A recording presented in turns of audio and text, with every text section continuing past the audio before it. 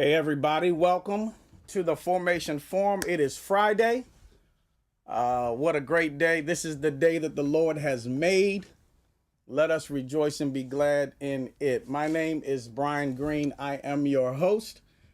This is the first of many shows. So excited to be here. Couple of fun things about me. I am the president and the lead minister for Christ Nation, Inc.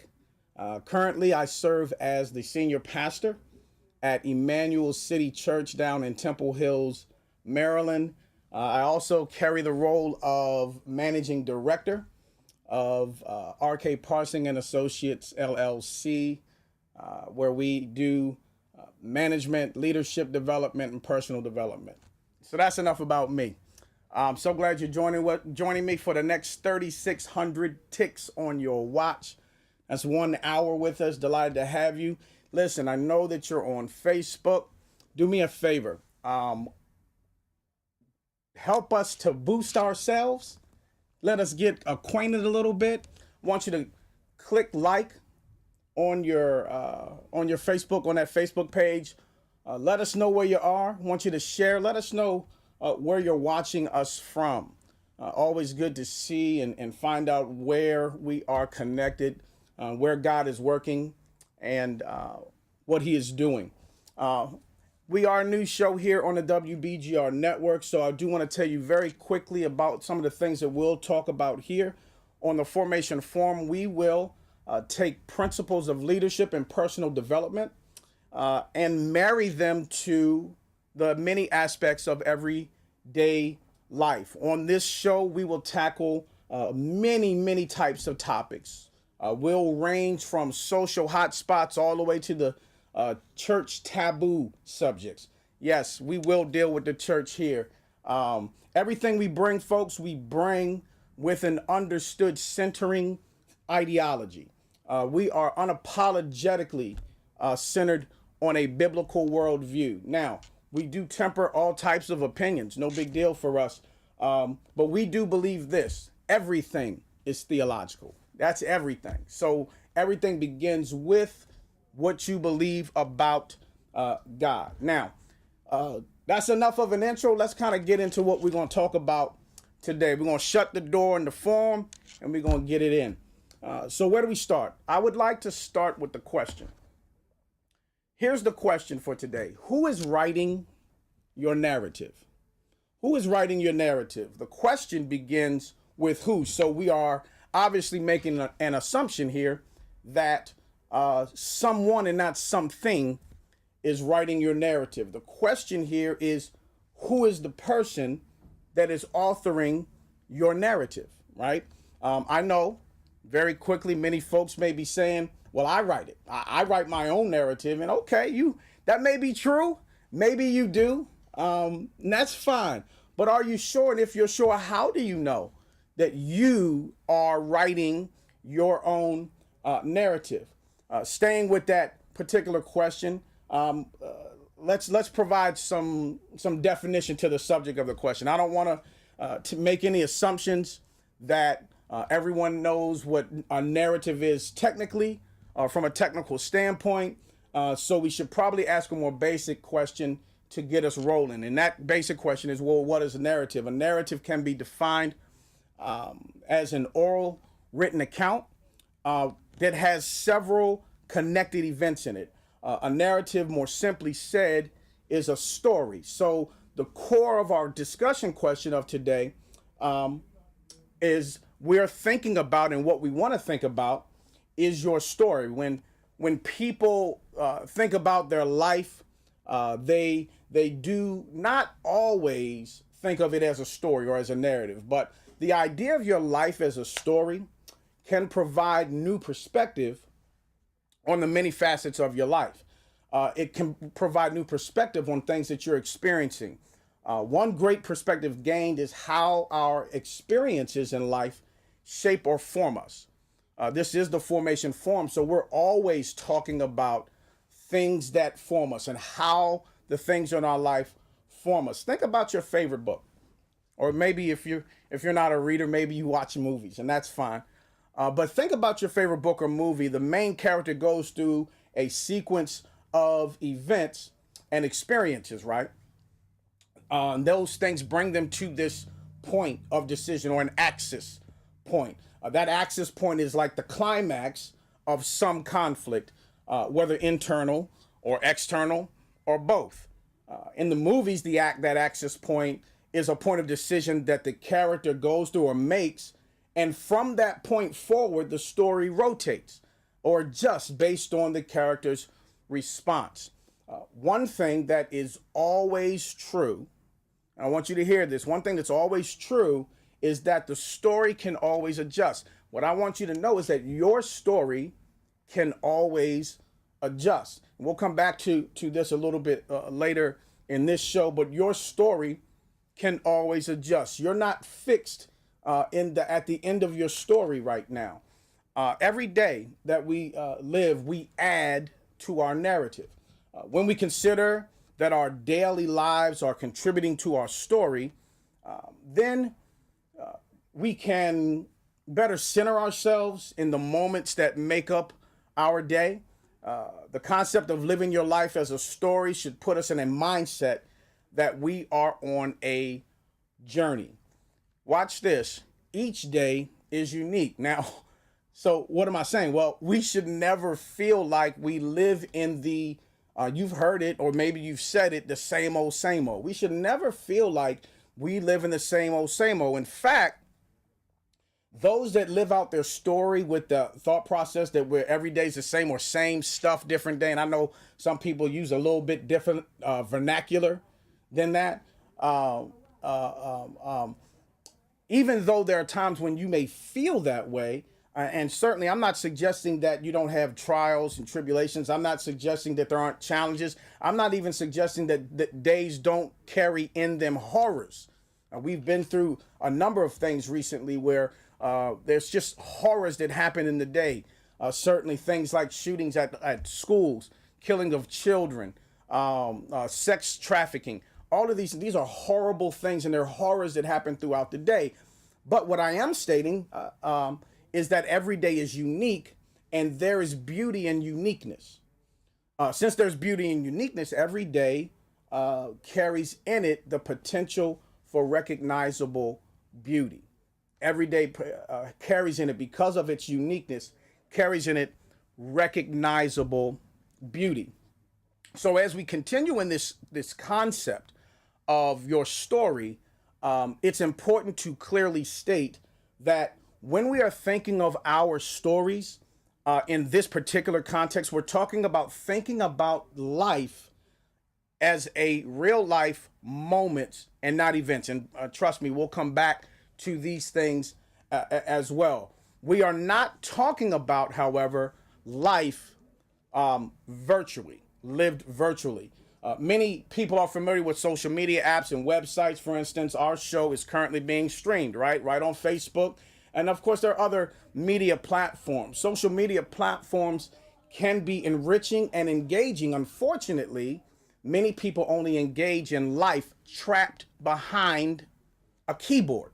Never engage with real life people. So Snapchat, for instance, is the fun social media app. Through Snapchat, you can have conversations with people. You can create images of pictures of people with all types of different filters. I done seen some that, I just don't like. But, they make you look crazy. But they're fun apps. One of the things that is available through the app is this ability to create your story.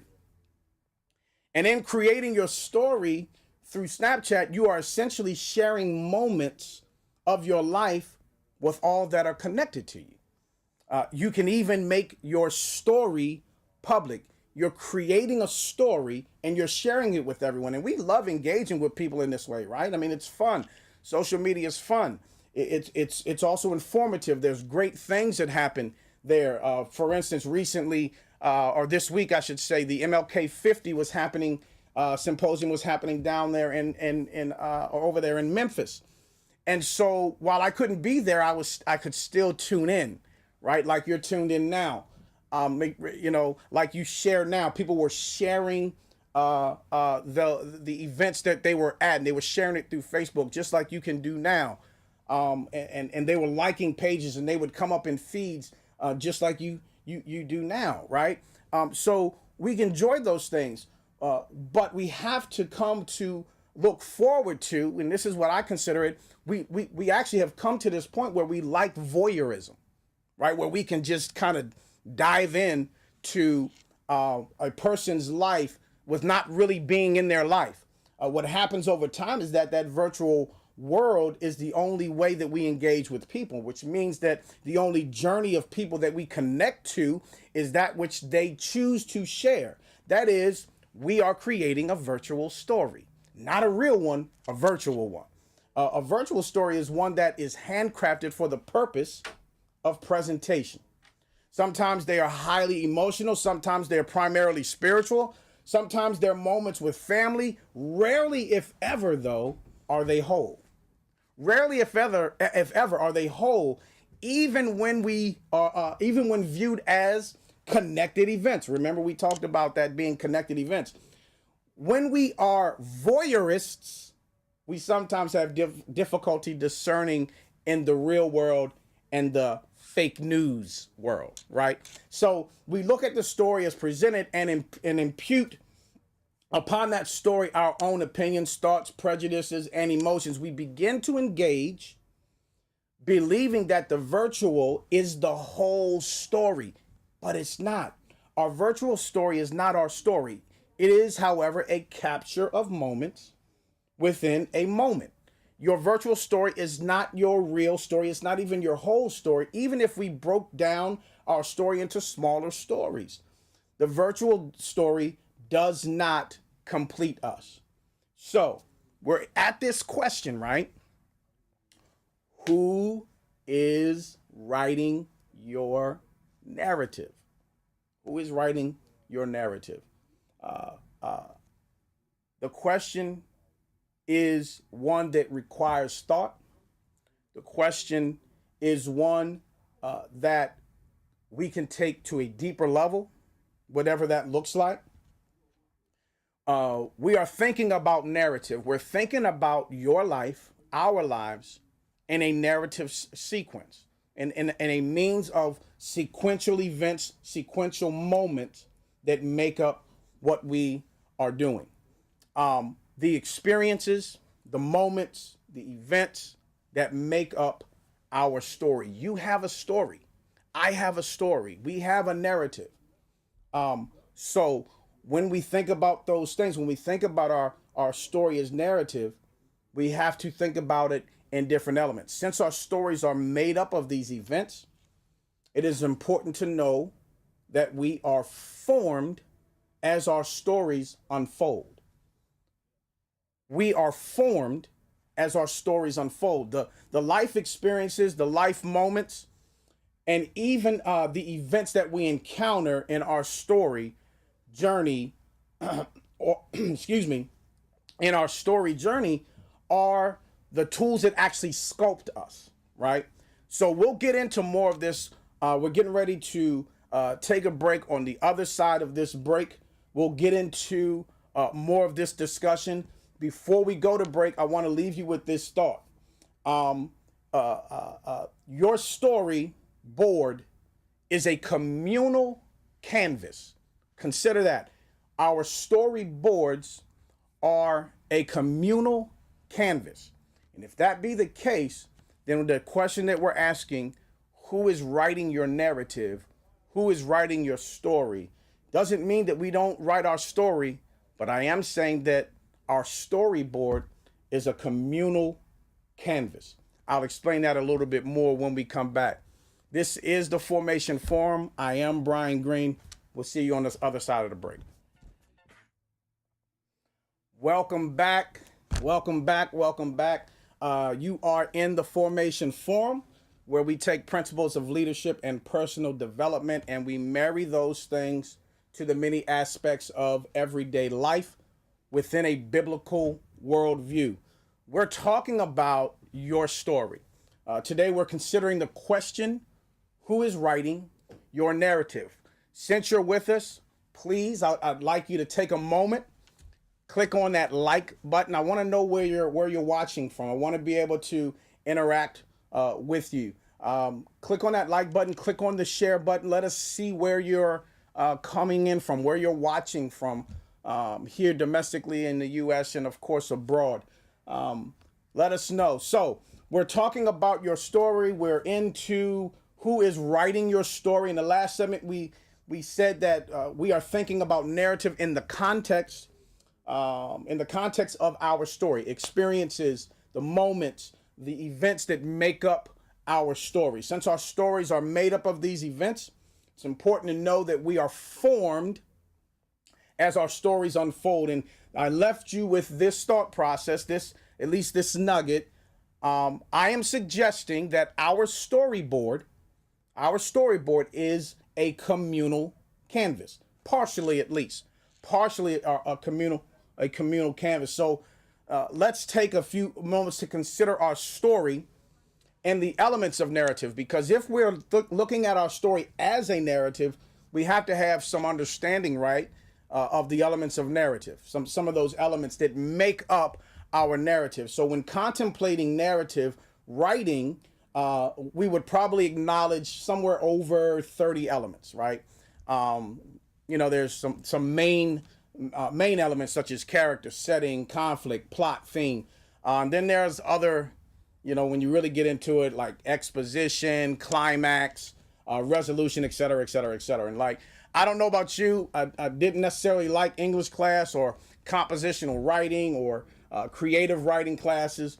May have learned it in high school. Maybe you learned about it in elementary school or whenever.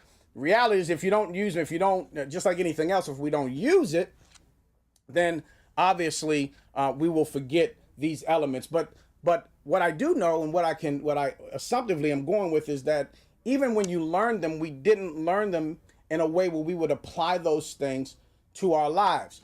Our stories, though, contain all of these elements and really and more. You could pick a moment in your life right now. You could pick any moment right now, you're thinking about it, and begin to see and apply narrative elements. For instance, character. Well, we know who the character is in your story. You're the main character. As Cat Williams said, you are the star player. You are the star player. That's cool, right?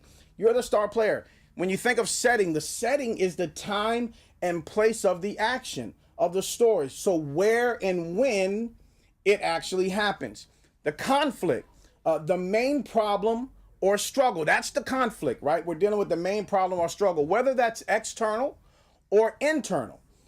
Plot, a series of incidents. This is all the stuff that happens in your life, right? So it's the series of incidents that are related to one another. And of course, theme. And theme is something that we'll hone in on a bit, right? Because theme speaks to the important lesson, the moral, the teaching that we gain from closely looking at what we're going through. If we think about our lives as stories, we can engage in experiences in life in a much different way. We can then evaluate and discern with greater clarity. We don't, or we won't and don't go on just living aimlessly. Like, if you're not thinking about the things that are happening in your life and evaluating them, you may be walking down an aimless road, right? Today, many people live out their lives with an ambiguous pathing. An ambiguous pathing, in other words, their dreams and aspirations are so general that aiming down scope is impossible. They become more like wishful thinking than planned and pursued. If you are truly to think about your life as narrative, when we would do well, we would do well then to spend some time thinking of our lives thematically. Remember, theme deals with that moral, that lesson, that thing that you're going through. How does it affect? What am I learning? What am I gaining from this? Theme allows for us to ask, what am I to learn from this situation? Whether it's a joy or a heartache, a hardship, what am I to learn from this? What we learn from our experience further forms us. So if we're not learning anything, then we're not maturing on our journey. We are essentially staying in whatever stage of life we are in. That's why sometimes you may see 40, 50, 60-year-old adolescents, because we haven't matured. If we're not contemplating the theme of our life moments, then we're likely finding ourselves in recurring situation. Think about that for a second. If we are contemplating the theme of our life moments, then we are likely finding ourselves in recurring situations. That means we find our story to be patternistically cyclical. We find this cyclical pattern. We keep finding ourselves in the same place, dealing with the same thing. Even it's almost like we go and say, God, why am I repeating? Well, some of that reason might be because we're not thinking of our journey, our life and narrative, and focusing on learning from and along the way. Not just learning from, but learning along the way. One of the things that I often will share with emerging leaders is that when you're not able to change the people that you're around, then you must change the people that you're around, right? Some miss that the greatest change rests in you. Change begins in you. So remember, our stories can always adjust. They adjust based on the responses we make to the conflicts that we face.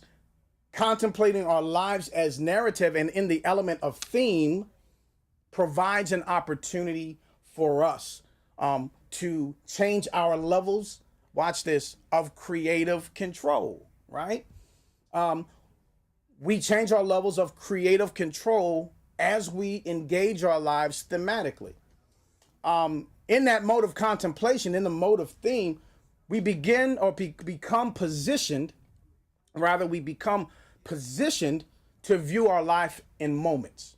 We want to view our life in moments. We should understand our narrative, our story, as several sequences of moments. Moments provide us memories. By viewing our story as a collection of moments, we may be able to quickly evaluate on moments setting. We can quickly evaluate our moments conflict. We can quickly evaluate our moments plot, and formatively our moments theme. You matter. You know that, right? You matter. Your life matters. Your life matters. Your story makes a difference. Since this is true, we have to take the time to connect our stories to elements of narrative where we can better evaluate our formation journey. We can assess where we are, comparing that from where we are and where we came from, if we're looking at themes, if we're looking at things sequential. But contemplating our lives as narrative within narrative's elements provides an opportunity for our levels of creative control to grow. So the question still remains, who is writing your narrative? Some of us view our lives as a collection of events. We need everything to be scheduled. When we view our lives solely as events, we often require a defined reason for us to take part in anything, right? In other words, events are planned. And when we prepare ourselves to attend, we prepare ourselves to attend events. Moments are not really that way. Moments are often unplanned. Think about it this way. Think about Thanksgiving. You may host Thanksgiving at your house. You have to plan this event all the way out, even to the point where you're sending out invitations. And if you're from where I'm from, then you can send invitations. No one responds. Everybody shows up +1 or +2, right? So you have to establish things like start time, end time, availability space. But moments are not events. I may just stop by because I'm in the neighborhood. A moment, right? We may see each other in the store, in the mall, at the grocery store, and have a moment. That's not a planned event, right? You may have just thought about, hey, you may just thought about me, and you said, hey, give me a call, text me, hey, let's grab lunch. A moment, right? Moments happen in the natural course of life. That's the thing. Moments happen in the natural course of life. You don't need a special invitation to attend. I don't need an invitation, for instance, to go and see my mom, my mother. I don't need an invitation for that. I just go to the house and I want to have a moment with her, right? It's not a planned event. I don't need an invitation to text someone, connect with someone on Snapchat or send a Marco Polo, right? I don't need those things. I don't need these things to be scheduled. Moments is how we ought to view our life. The natural flow of things. Everything in our life can't be an event. Moments are those event-filled days in the office, right? Moments cause rubbernecking on the road. Moments do that. Even though an event may have taken place, right? Moments require us to be aware. They catch us when we're not looking, and sometimes when we are physically or emotionally unprepared. I'm not saying that moments shape us and events don't, but both moments and events happen in our lives and both of them help to shape us. I am saying it is better to view our lives in moments as opposed to events, because when we are formed by events, our stories often take radical shifts. Radical shifts. In viewing our lives in moments, we take a more holistic, evaluative approach to our forming. Who's writing your narrative? That provides us with fewer radical story shifts when we're dealing in life in moments. We deal with things with more meaningful adjustments on our story path. Viewing our story in the partitioning of life moments offers us a greater opportunity to recognize the unique beauty that a day gives us. Listen, we're getting ready to take another break. On the other side of that break, we'll continue in what we're talking about, but we'll jump ahead and begin to bring narrative in a different fashion. We'll start looking at theological points of views and things like that. Getting ready to take a few minutes, catch your breath. I need to catch mine, sip some of my swill, my juice, and on the other side of this break, we'll come back and we'll continue talking about your story with the question, who is writing your narrative? We'll see you when we get back. Welcome back. Welcome back. You are in the Formation Forum, where we take principles of leadership and personal development and marry them to the many aspects of our everyday life within a biblical worldview. We have been talking about your story. Today we are considering the question, who is writing your narrative? As we jump into right back into where we left off, before we do that, what I'd like you to do, take a quick moment and click on like. Click on like as you're watching with me as we're engaged with one another. Click on that like, and also please do click the share button. Share button. Allow us to see where you are watching from. Big deal for us. So we'd love to know how we're being connected to folks, where we are being connected, how God is working, and in the arms of God we know are limitless. So go ahead and click on like. Also take a moment and share this broadcast with folks. Again, we've been talking about your story, who is writing your narrative. Let's go ahead and jump right back into where we left off. We talked about the benefit of viewing life in moments instead of events, why we should do that. Why should we view life in moments instead of events? Events carry with it a sense of rigidity. It carries with us a sense of something happening and it having no lasting effect. It just was an event. What also can happen when we contemplate our story as events is that events have a way of creating a definition of you that's lopsided. So events have a way, when we connect ourselves solely to events in our lives, events have a way of defining us in a lopsided fashion. It's like defining something solely with alternative facts, right? Alternative facts. So we talked about fake news in virtual world, and then, of course, alternative facts. Events have a way of allowing us or having us solely define things with alternative facts. People that take or events and create a definition of themselves typically define who they are by what happened to them. People who typically take events to define themselves are typically doing that and defining themselves by what happened to them. But our story, which shapes us into who we are, includes more than simply what happened to us, right? It includes more than that. We are more than, if you will, victims.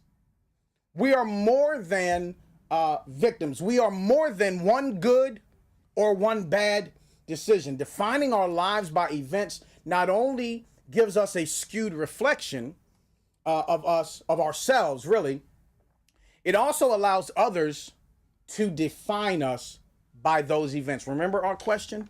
We're talking about your story, but our question, who is writing your narrative? Well, if we're doing it by events, that allows others to define us by those events.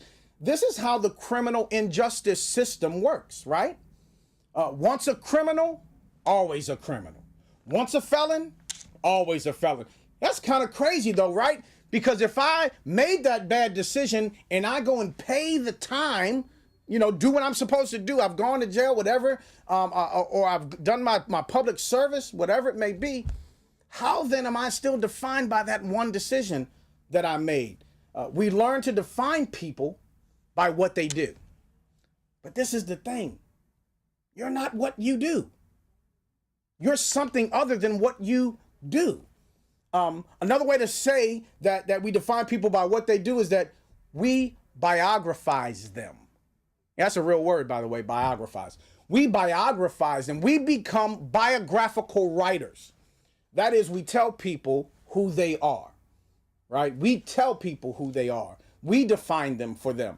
Writing your narrative is an autobiographical process. Writing your narrative is an autobiographical process. The question remains, right?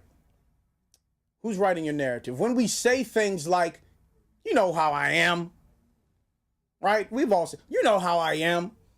The question I ask is who defines you? Who defines you? What defines you? Like you say, you know how I am. They know how I am. Who defines you or what defines you? To say you know how I am communicates that you cannot change. But remember, that can't be true because our stories can always shift. But remember, our stories have and reach rather points of access, right? They reach points of access so that those decisions that we make at the point of access adjust or has the opportunity and ability to shift or adjust our story. You know how I am communicates that we are no longer in a creative control position. We no longer have creative control over our story. The events do.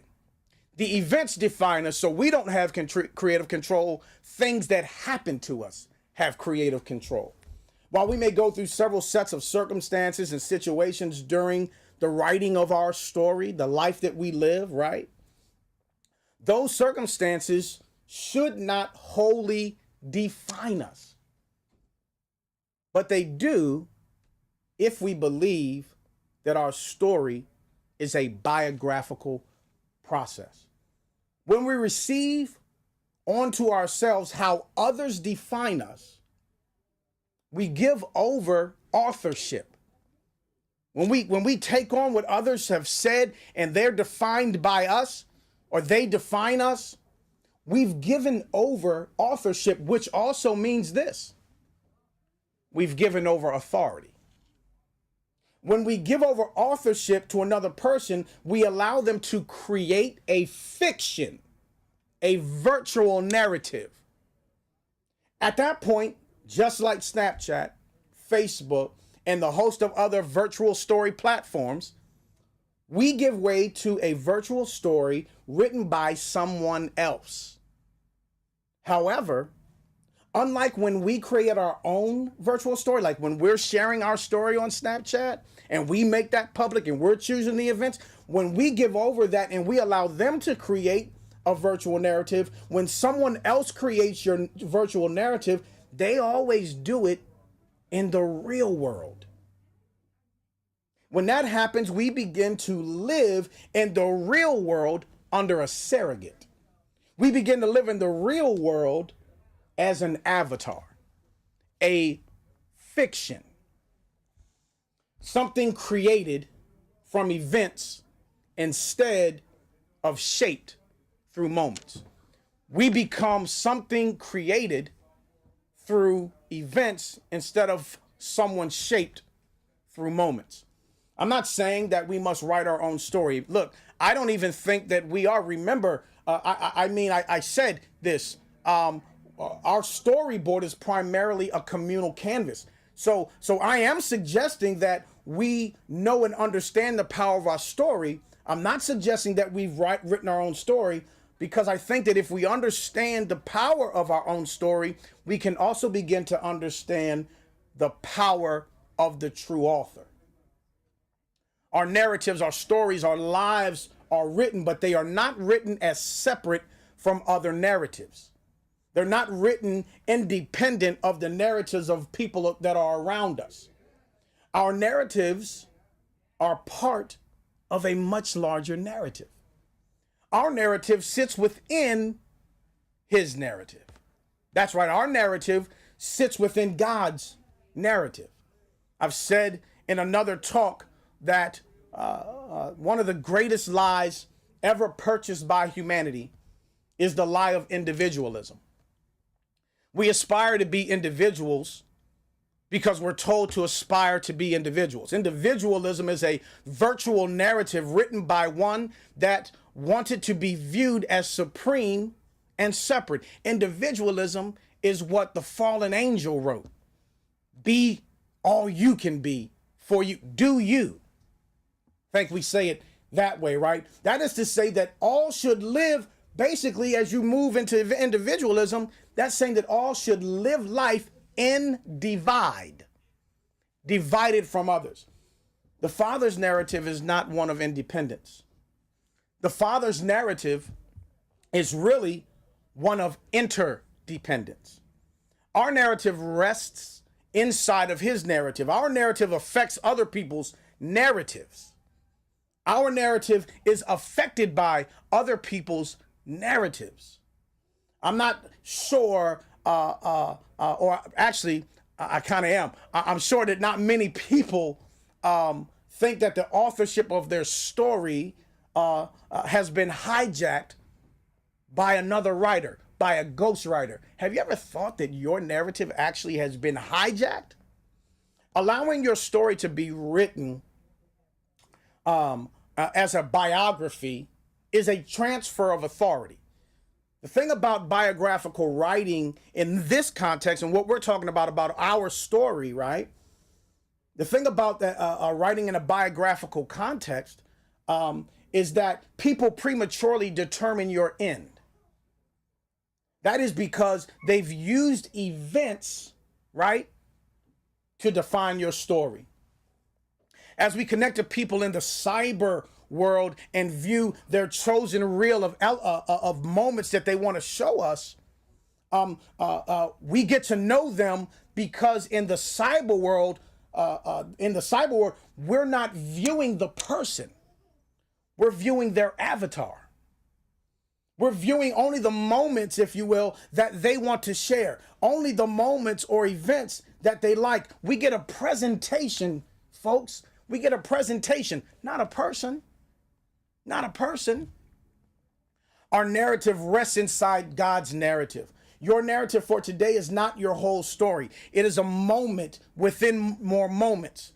It is a moment that precedes other moments. It is a moment authored by the moment maker. It is a moment that defines not you solely, not one moment, but it's a moment that can shape you. God's narrative includes his entire creation. His narrative provides the foundation for our narratives. But he is in control of all narratives. God is not the author of independence. Independence often leads to chaos. God is the author of the unique beauty that inks and links people together. Listen, we're going to take one more break, our final break here. As we go into break, I want you to think about your story and who is really writing your narrative. When we come back, we will give a couple of scriptures, some final thoughts, and in our final five, we're going to present a quick video as we go out. So as we take this break, take a breath. I'm going to take a breath as well. Take some more of my swill, get my throat right, because I can hear my voice is kind of going out a little bit. So when we come back from this break, we'll begin to talk about and finish out our statement today. See you on the other side of the break. Welcome back.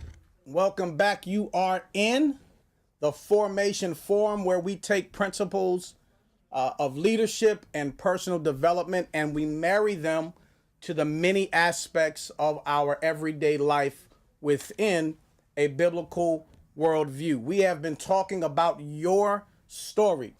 Today we are considering the question, who is writing your narrative? Who is writing your narrative? So look, we're nearing the end here of the show, of the first show. So glad that you have joined with us. I know we're near the end here, but still go ahead and click like on the Facebook page, as well as share this stream, share this broadcast, so that we know where you are logging in from. We love to see where you are. We love to connect with you. We love to know how far God's hand is reaching, and how we are growing. So thank you for clicking onto that share button. Thank you for liking this page. Before we open the doors, because our doors have been closed right in the forum, before we open the doors of the forum and get out of here today, I want to provide a couple of verses from Scripture for us to meditate on. If you have your copy of the Holy Scriptures, turn to or click on the book of Proverbs, Old Testament. And we're going to look at two different places. We're going to look at chapter 16, and we're going to look at chapter 21. Chapter 16, verse 9, chapter 21, verse 2. So when we look into the scriptures, and I have a copy here on my computer, and I'm reading from the New American Standard on this one. It says 16:9.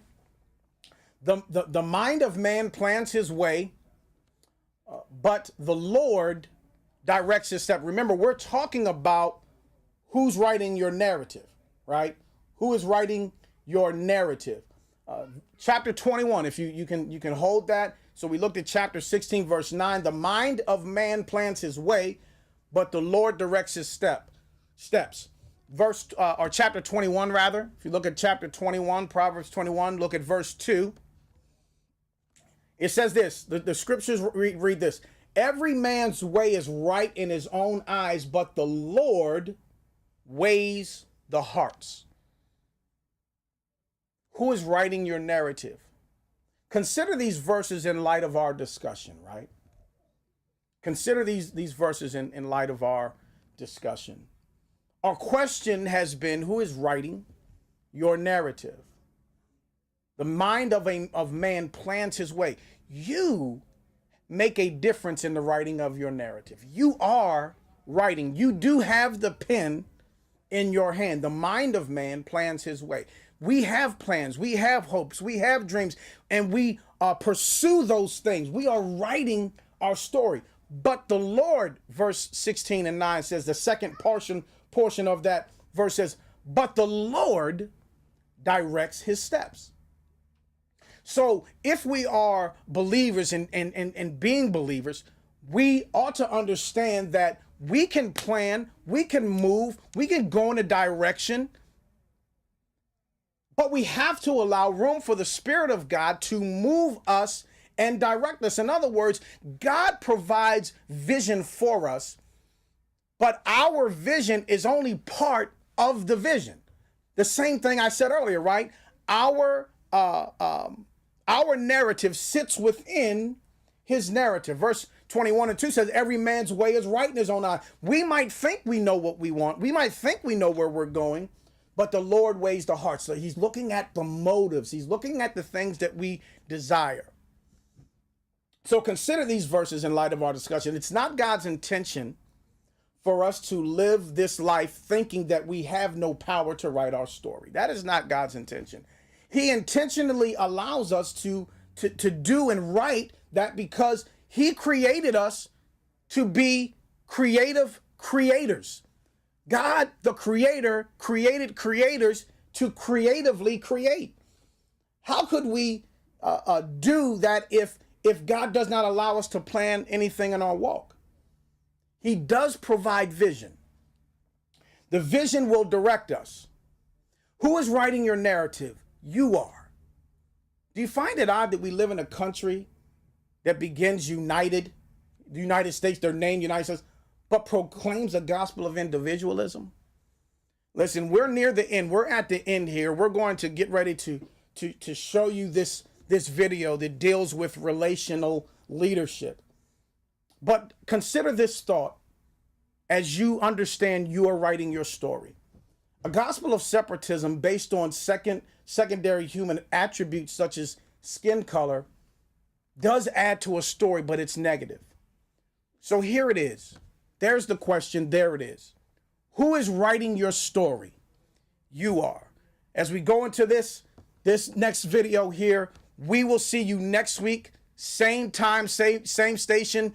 Thank you for joining us on the WBGR Network. We're looking forward to many more times in the forum. You have an awesome, awesome Friday, awesome Saturday, and praise the Lord on Sunday. We'll see you next week.